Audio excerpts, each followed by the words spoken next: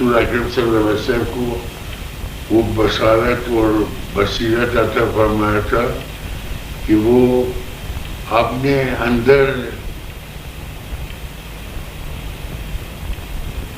ہر چیز کو دیکھتے کہ وہ دو پہلو ہے، برا اچھا ہے، نظر بہت اچھا ہے، مگر جب ایک نامحرم پر پڑے تو بہت برا ہے۔ زبان بہت اچھے کلمے لا الہ الا اللہ پڑھے اور دوسرے کو اچھے کلام کرے، مگر اگر ایک گالی دے دے بس خدا کے ساتھ دشمن بن جاتے ہیں۔ جھوٹے انسان خدا کے دشمن ہیں، گالی دینے والا انسان کو خدا ہی دشمن ہے، خدا دشمن ہے گالی دینے والوں کو۔ یہی زبان ہے، اس لیے حضور صلی اللہ علیہ وسلم اغلب کبھی فرماتے اعوذ باللہ من شر بصارتی، اعوذ باللہ من شر لسانی، اعوذ باللہ من شر سمعی یا یدی قدمی، تمام اعضاء بدن کو کی نسبت اللہ تعالیٰ حضور صلی اللہ علیہ وسلم کو توفیق دیا تھا کہ پناہ ڈھونڈتے تھے خدا کی۔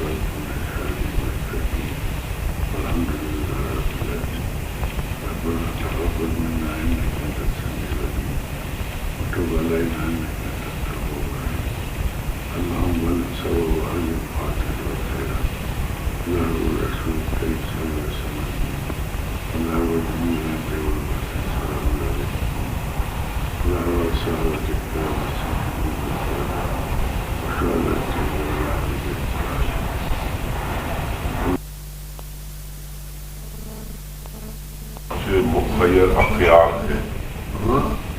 ان شادی شہید میں جو حضور نے یہ فرمایا، لغاری صاحب نے حضور مجھ سے پوچھا کہ شادی شہید میں جو حضور نے فرمایا تھا کہ ان رضا پوشاں میں 5 مخیر اخیار ہیں جو سلسلے ولایت ہے اور 5 اولیاء اللہ ہیں، تو حضور یہ آپ نے مجھ سے وضاحت طلب کی کہ یہ مخیر اخیار جو سلسلے ولایت ہے اس کا کیا مطلب؟ تو حضور میں نے عرض کیا مجھے نہیں معلوم، حضور سے انشاءاللہ عرض کریں گے حضور۔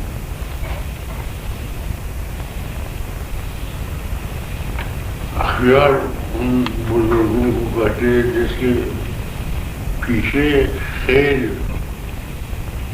عام ہے، عام خیر کی انجام دیتے ہیں، وہ مخیر، ان کو اخیار۔ مخیر یعنی خیر کے کام کرنے والا، اس کی جام ہے اخیار.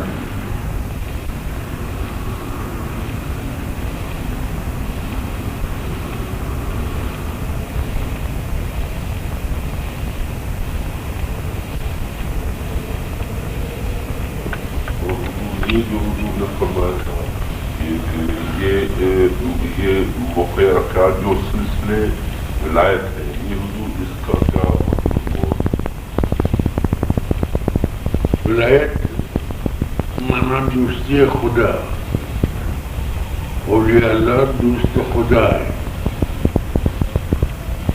وہ جو خیر کے کام کرتے ہیں وہ خاص خدا کے دوستی کی وجہ سے کرتی ہے، اس لیے اولیاء اللہ بھی.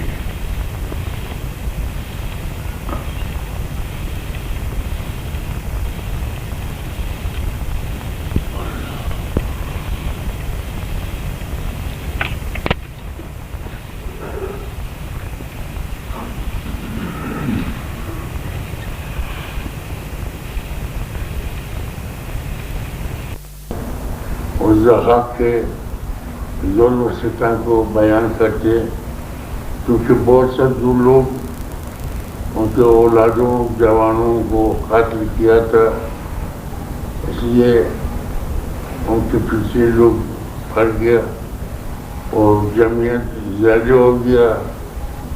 دربار سلطنت پر حملے کیا اور زحاق کو پکڑ کے ایک پہاڑ پر قید کر دیا.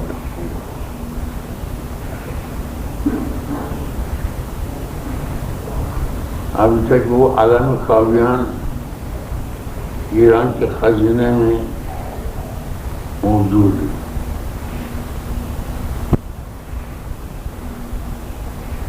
شادی مرد نکونام نمیرد هرگز، مرده آن است که نامش به نکویی نبرند.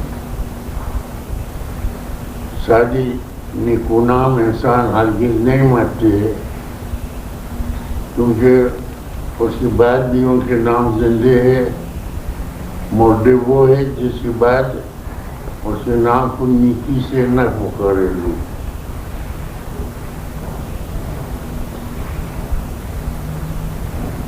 فاتحہ. حضور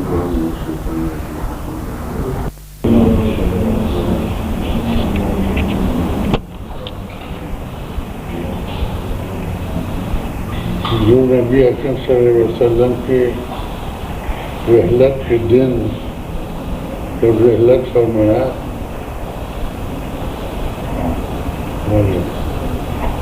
ابوبکر صدیق رضی اللہ عنہ حضرت عائشہ رضی اللہ عنہ کے پاس کیا، یہ فرمایا کہ اب مجھے بتلا کہ حضور صلی اللہ علیہ وسلم ربیہ کیا تھا، کیا کام کرتے.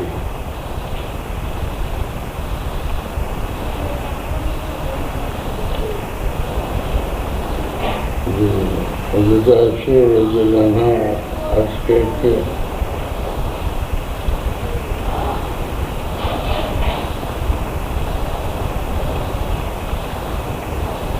دو وقت حضور صلی اللہ علیہ وسلم کھانا لے کر کے اسی راستے میں تشریف لے جاتے، مجھے معلوم نہیں کہ کہاں جاتے. تو ابوبکر صدیق میں کھانا لے کر کے پوچھا کہ کیا کھانا لیتے ہیں؟ کہا شوربہ اور روٹی، اس کو بھگو کر کے لے جاتے.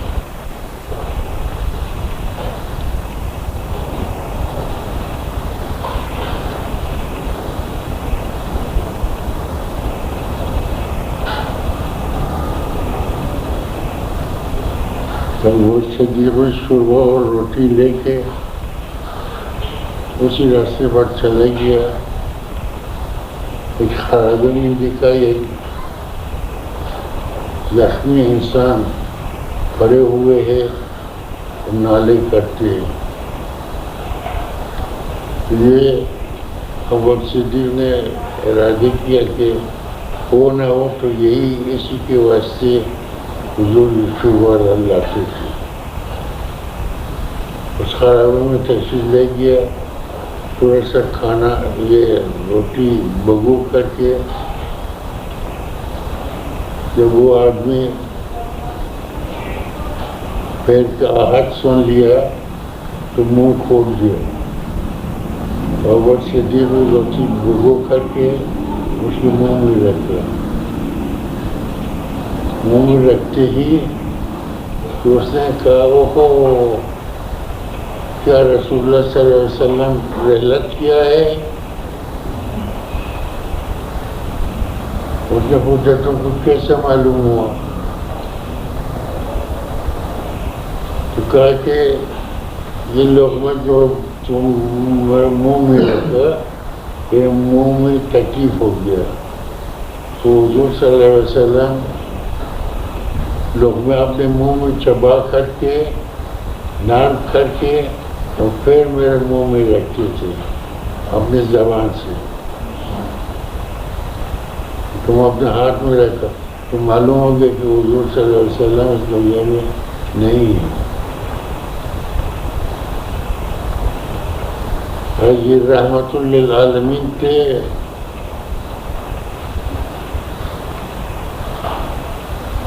ایک زخمی انسان جس کو شار والے بیرون کر باہر نکال دیا, اس کو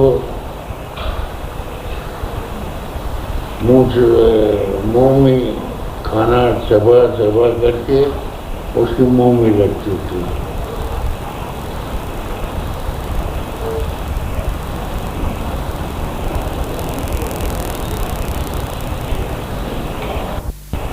اگلا تشریف لے جاتے تھے. یہودی عورت انتظار رکھتے تھے کہ حضور صلی اللہ علیہ وسلم تشریف لائے, اس کے سر پر ایک کچرے ڈال دی. وعلیکم السلام. وعلیکم السلام.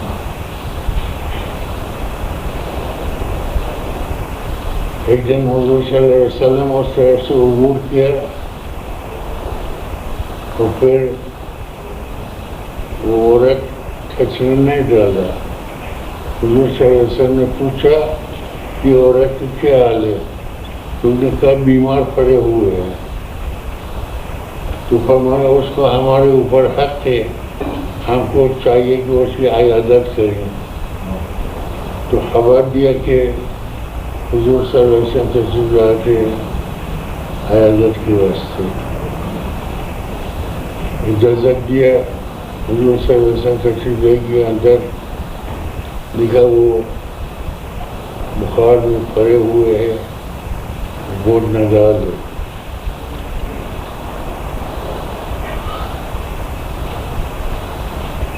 حضور صلی اللہ علیہ وسلم دعا فرمایا شفا کی. اللہ تعالیٰ نے شفا عطا فرمایا فوری طور پر. پھر وہ عورت نے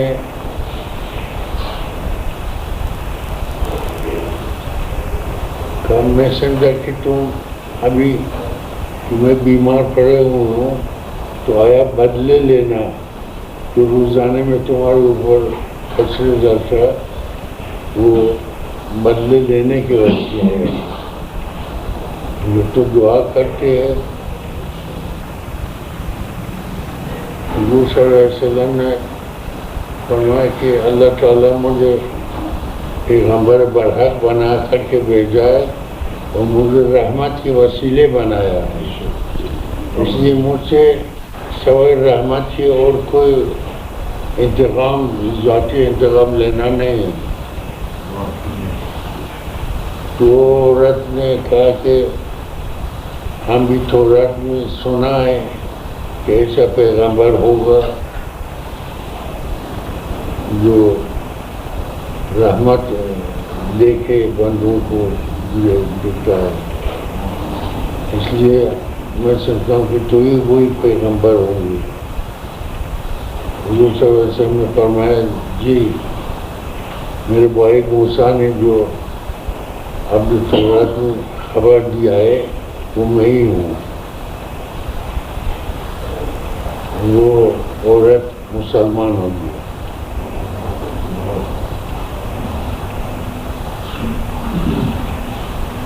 اپنے رشتے داروں سے کہتے تھے اس محمد صلی اللہ علیہ وسلم سے زیادہ شفیق اور مہربان انسانوں میں کوئی نہیں ہے. یہ سچے پیغمبر ہے کہ آدمیوں کو تبلیغ کر کے مسلمان بنا دیا.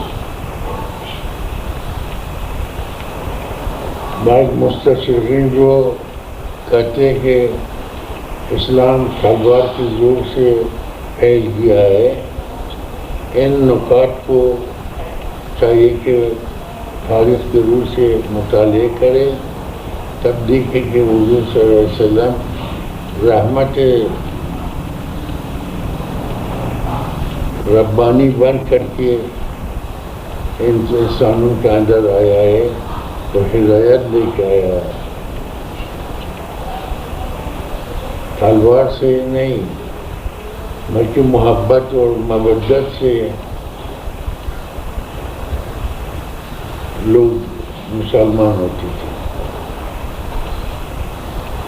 انڈونیشیا اور یہ جنوبی ایشیا میں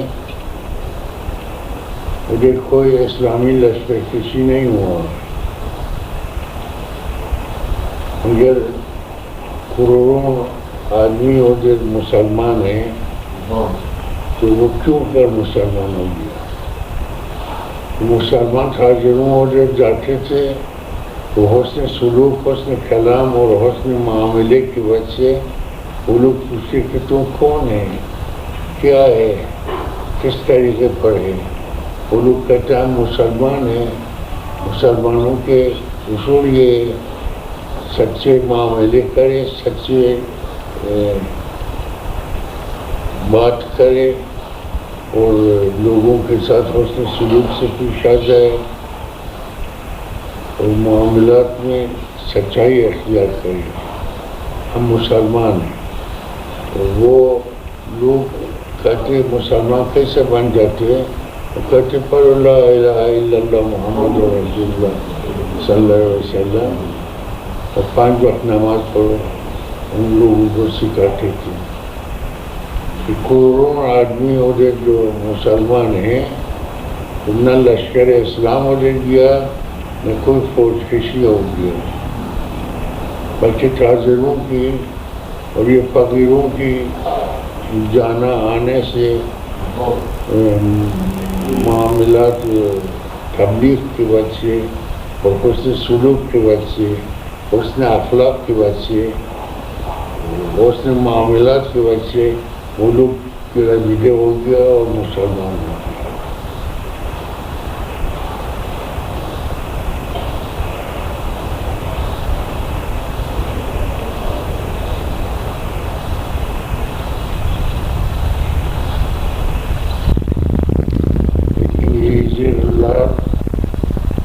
مسلمان ہو گیا تھا ہندوستان میں.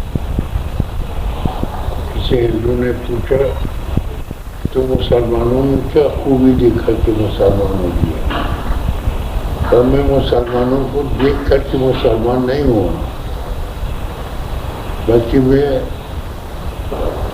قوانین اسلام کو مطالعہ کر کے وہ اصول، وہ سچائی کی حقانیت جو ان کی کلمات میں تھا، اس کی بنا پر میں خدائی بات اللہ شریف کو ایمان لایا اور مسلمان ہوں.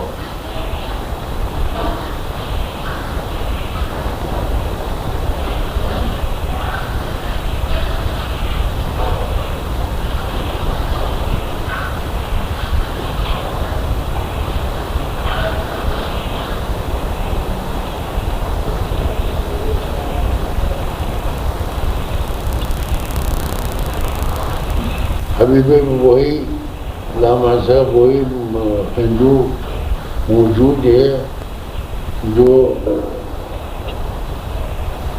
اولیاء کرام ادھر جاتے تھے ہندوستان اور جوخ در جوخ آ جاتے مسلمان ہو جاتے تھے.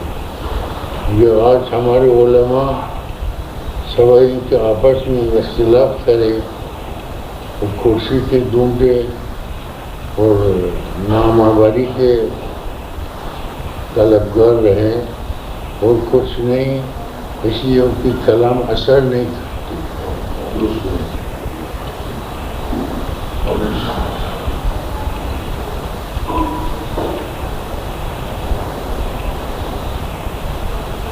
اختلافات پیدا ہو جائے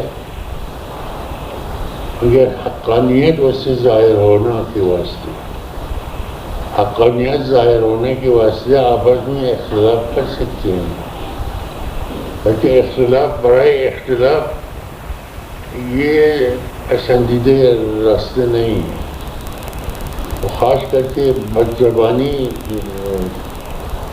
اور تہمتیں لگانا، جیسا دونوں کو خدا رحمت کرے مولوی ہزاروی مولانا مودودی کو بار بار کافر کرتی تھی.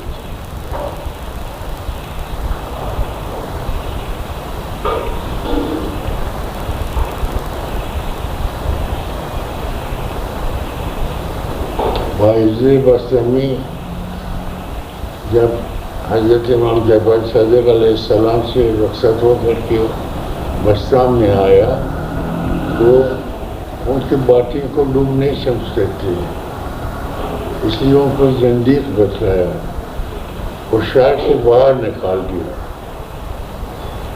تو شہر سے باہر نکال دیے، باہر نکل آیا اور شہر کی طرف رخ کر کے اللہ سے دعا مانگا، خدا اس شہر میں جس کے زندیق بایزید ہے ان کے اوپر رحمتی نازل کرو. اور پیچھے وہ لوگ سمجھتے تھے کہ ہم غلط راستے اختیار کیا ہے، بایزید اچھا انسان ہے.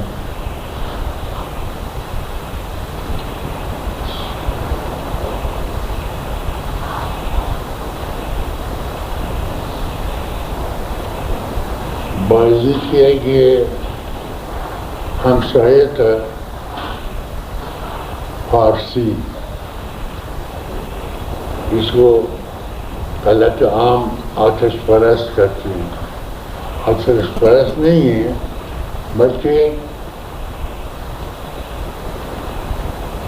جیسا ہم خاک کی طرف کعبے خاک کو کھینچتے اس کی طرف ہم رجوع کرتے ہیں اور اللہ کو یاد کرتے ہیں، قبلے بناتے ہیں.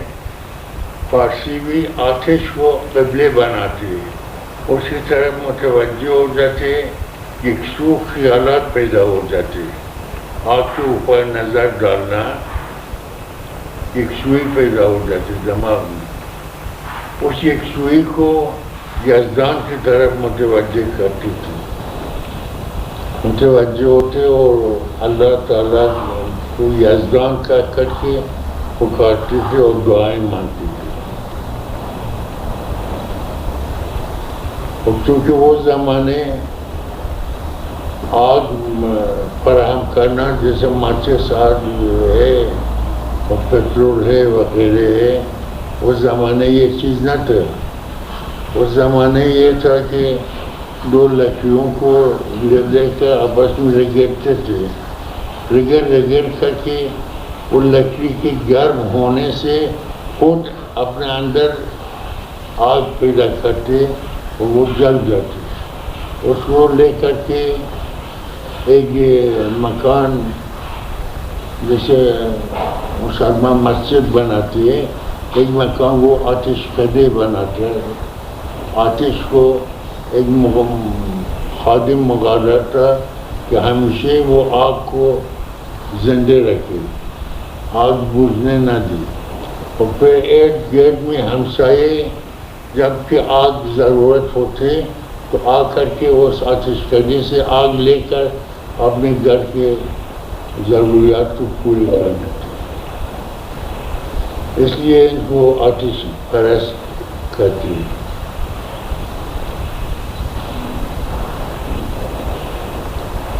اولا آگ کے اوپر متوجہ ہو جاتے تاکہ ایک سوئی پیدا ہو جائے. تو پھر یہ آگ کو اپنے محلے کی ہر محلے کی ضروریات کو پورے کرنے کے واسطے آگ کو برابر زندہ رکھتے تھے اور یہ خادم رکھتے وہ آگ کو زندہ رکھنے کے واسطے. اس لیے ان کو آتش پرست کہا جاتا ہے. غرض یہ آتش پرست فارسی ہمسایہ تھا بایزید بستامی کی. ایک دن وہ فارسی مالک مکان کہیں چلے گیا اور گھر میں نہ تھے. اس کے گھر میں اندھیرا رہ کر کے وہ بچے اندھیراپن میں بہت بے-چین ہو گیا اور رو رہے تھے. بایزید احساس کیا کہ یہ اندھیرا کی وجہ سے یہ رو رہے ہیں اور چپکے سے اپنے دیوے کو اٹھا کر کے اس کے دروازے کے اندر رکھا. روشنی آ گیا تو بچے ساکت ہو گئے. دوسری صبح جب اس کے آدمی آیا بیوی کے بتلایا کہ ہمارے گھر اندھیرا تھا، بچے رو رہے تھے. بایزید بستامی اپنے دیوے کو ادھر لایا اور روشنی دیا اور بچے آرام ہو گیا. کہا بیوی اٹھو. جب بایزید بستامی کی روشنی ہمارے گھر میں آیا اور بچے آرام ہو گیا تو ہم اس کی روشنی اور نور سے اپنے دل کو کیوں روشن نہ کریں؟ چلیے ادھر مسلمان ہو جائیں.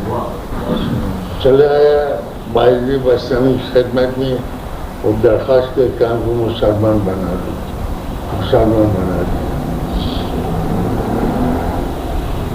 مسلمانوں ایسی طرح تبلیغ کرتے تھے محبت سے، مودت سے اور دوستی اور یگانگت اور ہمدردی سے.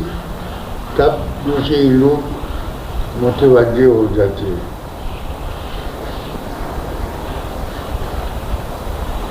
بادشاہوں اگر کے سال بعد چلایا تو چلایا، مگر حضور صلی اللہ علیہ وسلم کے زمانے میں باوجود کہ کھیت جہادی ہو گیا تھا،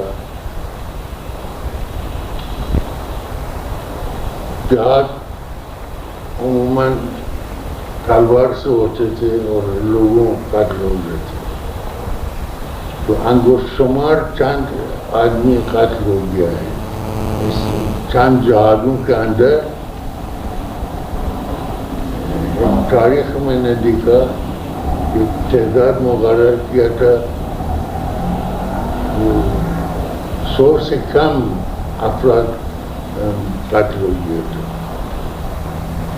اور آج دن کے لڑائیوں میں یہ ایٹم بم بناتے ہیں، ملک کو تباہ کرتے، ان لوگوں کو جراثیم بیمار کراتے اور جراثیم کے وجود پیدا کرتے.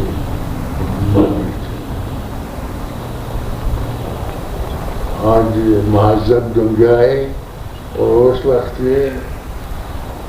دنیا جہالت تھے، کوئی تہذیب نہ تھے. اتنے تہذیب میں تھے اس وقت کے لوگوں اپنے گھر کے اندر پخانے نہیں بناتے تھے، نہیں جانتے تھے پخانے بنانے کے واسطے جنگل جاتے، کئی میل دور چلے جاتے اور پخانے کرتے تھے. تہذیب کا اس وقت یہ حالت تھی. مجھے اس کے باوجود حضور صلی اللہ علیہ وسلم کی لڑائیوں میں 100 سے زیادہ آدمی قاتل نہیں ہوئے.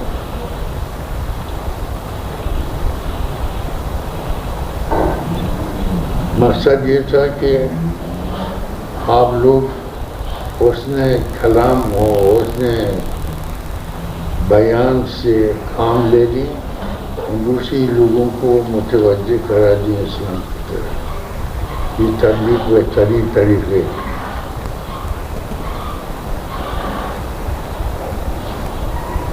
فاتحہ. اعوذ باللہ من الشیطان الرجیم.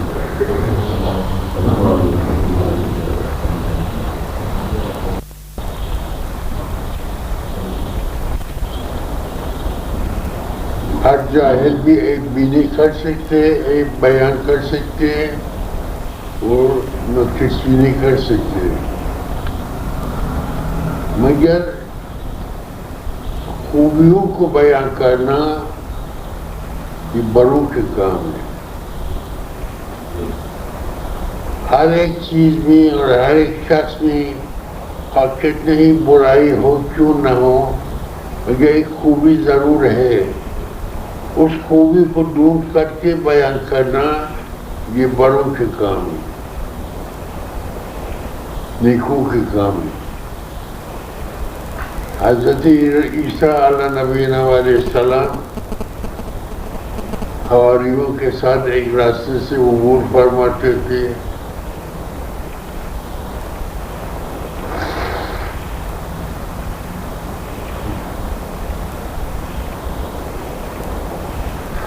راستے میں ایک پرانے لاشیں پڑا ہوا تھا جو سڑ گیا تھا اور گندے بو نکل جاتے تھے.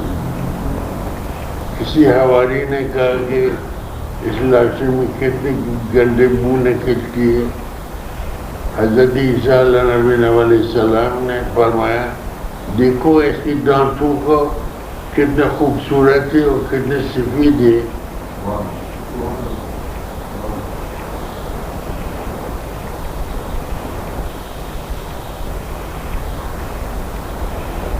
یہ بزرگی کے نشان ہیں.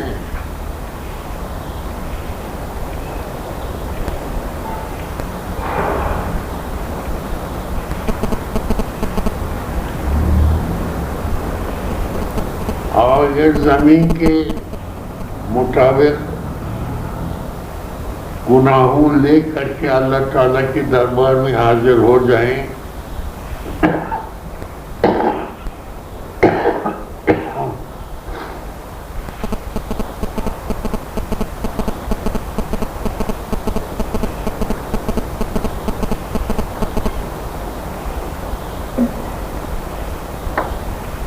اللہ تعالیٰ زمین کی وسعت سے زیادہ اپنے رحمتیں پھیلائے گا، آپ کو مغفرت فرمائے گا. بشرط کہ شرک نہ کیا ہو. شرک ایسا گناہ ہے جو اللہ تعالیٰ کو بہت مقبول ہے، ناپسند ہے.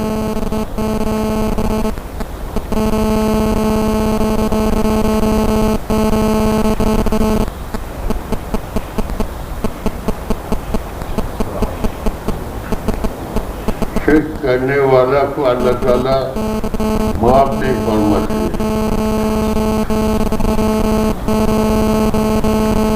یعنی کہ وہ شرک سے باز آتا ہے.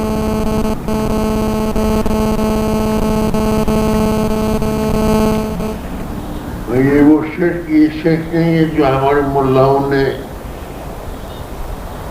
آپ لوگوں کو مشرک بناتے ہیں. یا محمد کہنے سے آپ مشرک بن گیا.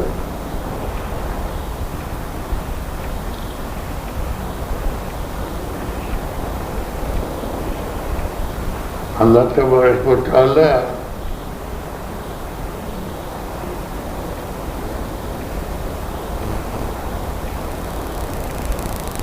فرماتے وقت وہ الہی الوسیلہ، اللہ کی طرف آنے کو ایک وسیلے ڈھونڈو.